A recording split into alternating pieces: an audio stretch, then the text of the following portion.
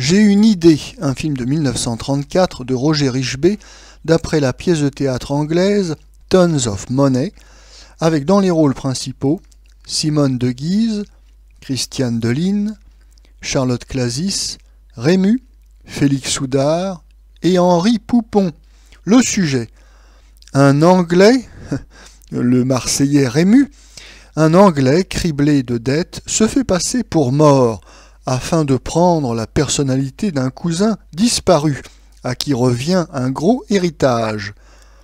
Cette substitution conduit Rému dans des complications au milieu desquelles il se débat avec peine. Notre avis: au début des années 30, plus d'un tiers de la production cinématographique française est constituée de films qui ne sont rien d'autre que du théâtre filmé. C'est le règne du vaudeville parisien, c'est, comme le dira Sacha Guitry, le règne du théâtre en conserve. Roger Richebey n'est pas un grand réalisateur, c'est pas vraiment un homme de cinéma, c'est surtout un producteur, oui, c'est surtout un grand homme d'affaires. Et à ce titre, eh bien, il est toujours à l'affût, à la recherche de la bonne affaire. Et il l'a trouvé avec cette pièce de théâtre anglaise, Tons of Money, qui a été créée en 1922 et qui se prête bien à des adaptations cinématographiques, puisque il y en aura une première réalisée en 1924, à l'époque du muet, une deuxième en 1930, donc sonore et parlante, et même, bien après la guerre, en 1954, la BBC fera une adaptation nouvelle de cette pièce à succès. Une fois qu'on a une bonne histoire, il faut avoir de bons acteurs et surtout une grande vedette. Et après le succès de Marius en 1931, de Fanny en 1932, Rému est une grande vedette qui rivalise par exemple avec Harry Bor. Et c'est tout naturellement que Roger Richebey pense à lui. Ils ont tourné Minuit, Place Pigalle, toujours en 1934, et donc, eh bien, ça sera Rému. Et c'est une bonne idée, car J'ai une idée fait partie des très bons films comiques de Rému.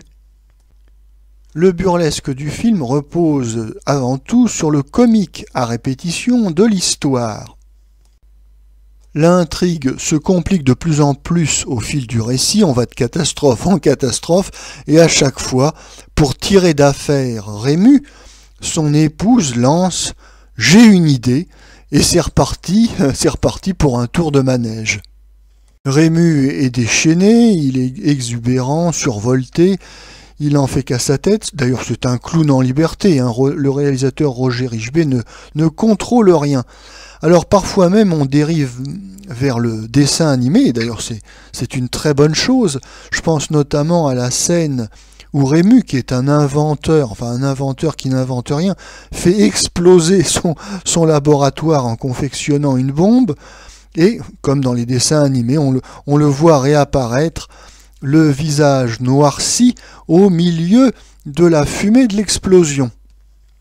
Cette gentille comédie est d'autant plus réussie que les autres acteurs font plus que donner la réplique au grand Rému.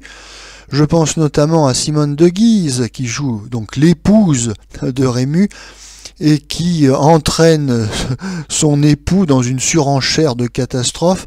Oui, elle est plus qu'un faire-valoir, elle est tout à fait à la hauteur du grand Rému. Elle nous offre donc avec lui un magnifique duo de comédie pour notre plus grand plaisir. Cette farce est très divertissante et le film obtiendra un succès mérité à sa sortie en salle. Une anecdote pour finir, le réalisateur Roger Richebey dira plus tard que le tournage de ce film a été un véritable calvaire.